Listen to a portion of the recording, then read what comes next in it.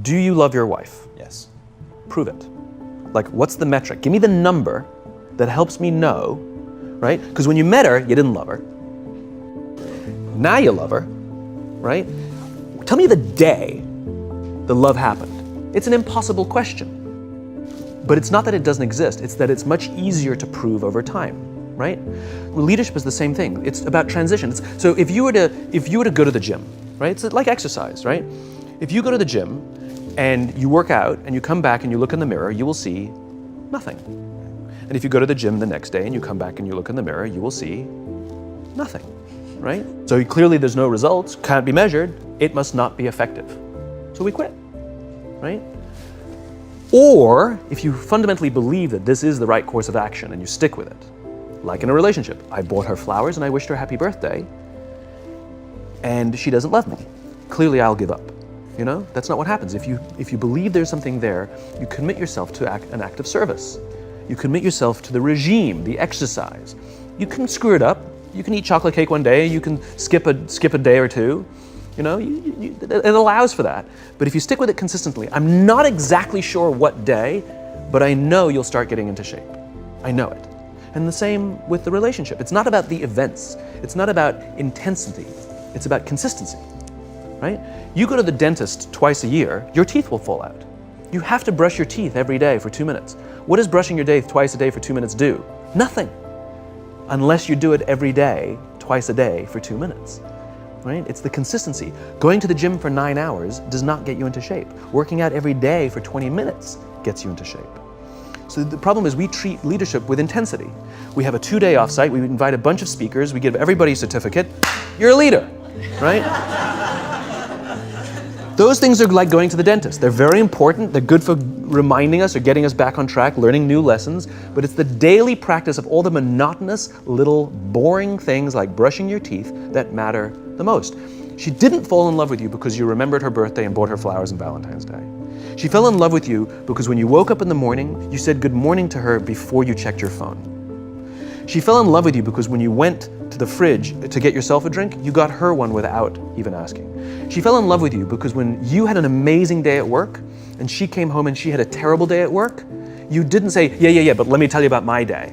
You sat and listened to her awful day and you didn't say a thing about your amazing day. This is why she fell in love with you. I can't tell you exactly what day, and it was no particular thing you did. It was the accumulation of all of those little things that she woke up one day and as if she pressed a button, she goes, I love him, right? Leadership is exactly the same. There's no event. There's no thing I can tell you you have to do that your people will trust you. It just doesn't work that way. It's an accumulation of lots and lots of little things that anyone by themselves is innocuous and useless. Literally, pointless by themselves. People will look at little things that are good leadership practices and say, that won't work, and you're absolutely right. But if you do it consistently, and you do it in combination with lots of other little things, like saying good morning to someone, that looking them in the eye. My friend George, who's a 3-star general in the Marine Corps, he says his test for leadership, and I love this, he goes, his test for a good leader is if you ask somebody how their day is going, you actually care about the answer. The number of times we're walking to a meeting, we're rushing, we go, how are you? Not good, I gotta get to you later, I'm late for a meeting. Right. If you ask the question, you were standing there and you were listening to the answer. It's those little innocuous things that you do over and over and over and over that people will say, I love my job. Not I like my job. I like my job means, yeah, the challenge is great, they pay me well, I like the people. I love my job means, I don't want to work anywhere else. I don't care how much somebody else is willing to pay me. I'm devoted to the people here, and I care desperately about the people here as if they were my family. In business, we have colleagues and coworkers. In the military, they have brothers and sisters. That's how they think of each other, right? If you really have a strong corporate culture, the people will think of each other like brothers and sisters. It's like a family, right? No, brothers and sisters. Deep love. Fight, but the love doesn't go away. Right? Bicker, the love doesn't go away. And I'll fight with my sister, but if you threaten my sister, you're gonna have to deal with me. Right. Right? We'll fight internally, we'll bicker with each other, but nobody's gonna hurt each other, and if anything from the outside shows up, you're looking at a unified front. Brothers and sisters. Now, how do you create brothers and sisters out of strangers? common beliefs, common values. Parents, in other words, executives who care about their children's success, who care to raise their children, teach them skills, discipline them when necessary, help them build their self-confidence so that they can go on and achieve something more than you could have ever imagined achieving for yourself. That's leadership, an absolute love and devotion for the people who've committed their lives to this enterprise. It's a human thing. So just as you know how your body feels after a good workout, and you know how your body feels after a big greasy meal, you know that one is good for you and one is not, despite what it may taste like. And that's the problem with short-term gains, right? They feel really good in the short term. We're highly trained social animals. We're highly adapted social animals. We can feel social awkwardness, and we can feel when things are going well. You can sense it. You say you have this sense of laughter, around the office. Like, we don't walk around with blinders. We're like I said, we're made to do this. That's why we can assess if somebody's trustworthy or not. That's why we keep our walls and we're like, yeah, his results are great, but I wouldn't trust him. As opposed to letting down your, like, I trust her for anything. I trust her with my kids, my money, anything. So we're highly attuned animals, and so we're good at sensing it. But I will say there is a caveat to your metric of laughter, which is a decent one, is that scale breaks things in human beings. As I said before, we're not made for populations bigger than about 150-ish. It's called Dunbar's number. Robin Dunbar, a professor from Cambridge University, theorized that we cannot maintain more than about 150 close relationships.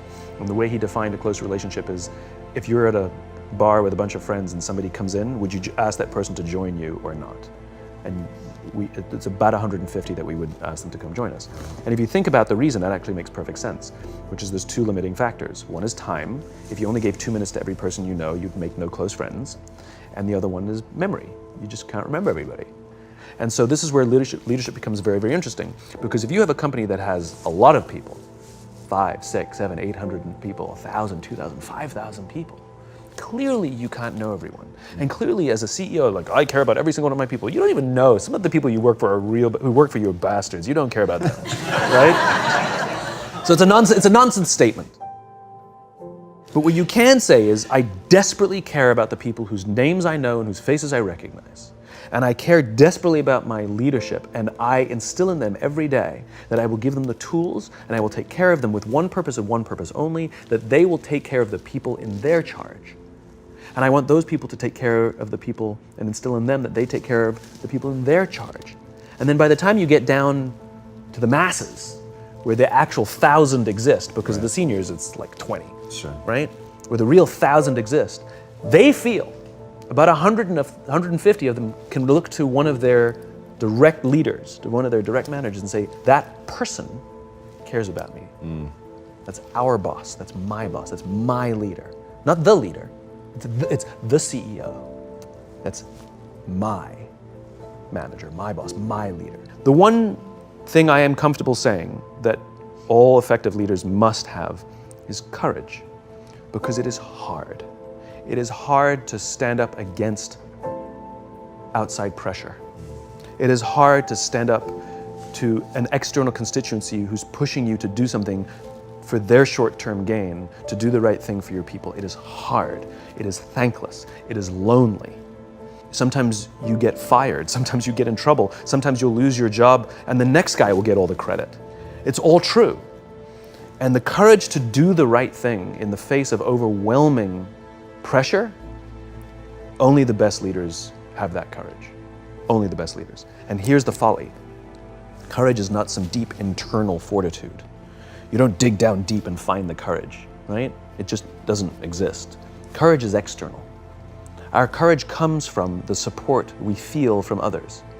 In other words, when you feel that someone has your back, when you know that the day that you admit you can't do it, someone will be there and say, I got you. You can do this. That's what gives you the courage to do the difficult thing. It's not going off to an ashram by yourself somewhere for 4 weeks and coming back and finding the courage. It's not what happens. It's the relationships that we foster. It's the people around us who love us and care about us and believe in us. And when we have those relationships, we will find the courage to do the right thing. And when you act with courage, that in turn will inspire those in your organization to also act with courage. In other words, it's still an external thing. That's what inspiration is, right? I'm inspired to follow your example. But those relationships that we foster over the course of a lifetime will not only make us into the leaders we need to be and hope we can be, but they'll often save your life. They'll save you from depression, they'll save you from giving up, they'll save you from any matter of negative feelings about your own capabilities, your own future, when someone just says, I love you.